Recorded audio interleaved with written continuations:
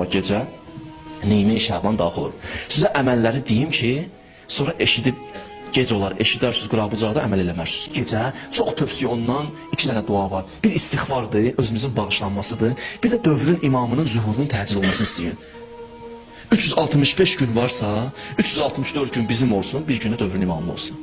Gecə də dualar edirsiniz, elin eybi yoxdur. Amma belə deyirəm sizə ki, gecənin duaların çoxunu dövrün imamı ilə ünsiyyətə qurun. Allah dövrümüzün imamının zuhurunu təcil, belə dualar ediyor. Gecə, inşallah, xiftəndən sonra bir dənə qüsul almaq tövsiyə olunur, həm qadına, həm kişiyə. Kim o qüsulu olsa, Allah Teala deyir, onun günahlarından əfv qələm çəkəcəm. Gecə kirikətli namaz var, yazıb qardaşlarımız əziyyət çəkib qoyublar ona, müraciət edərsiniz xidmətçilərə. Gecənin bir dənə də ümdə əməli var, İmam Hüseyni ziyarət eləməkdir. Kaş nəsib olaydı ziyarət. Amma deyir, narahat olmayın. Onlar ki deyirlər, ey kaş nəsib olaydı, onlara nəsib olmayıb. Onlara da bir əməl deyiblər.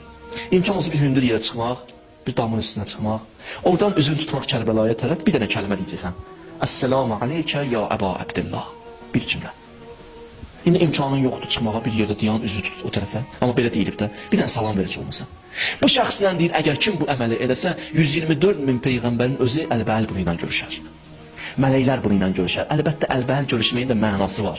Nə deməkdir, izah edəyərəm başqa vaxt. Mən hamısını çatdıramıram bugün sizə. Amma Allah qatında hörmətli olar, Allah qatında dəyərli olar. Və bu insanı Allah Teala çox istəyər. Gecə tövsiyə olunub bizə ki, oyaq qalmaq. Sübh namazına kimi oyaq qalmaq tövsiyə olunub. Gecəni də çıxartdıq, sübhə ki daxil olduq.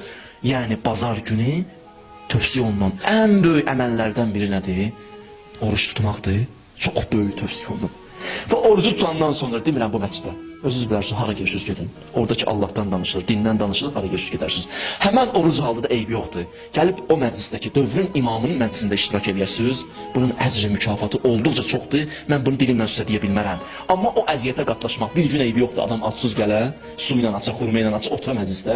İmamın ad gününü mövludun keçirdə çox tövsiyə olunub. Harda olsunuz gedərsiniz orada o məclisdə iştirak edərsiniz. Allah həmən məclisdə iştirak eləməyi bizlərə nəsib eləsin inşallah.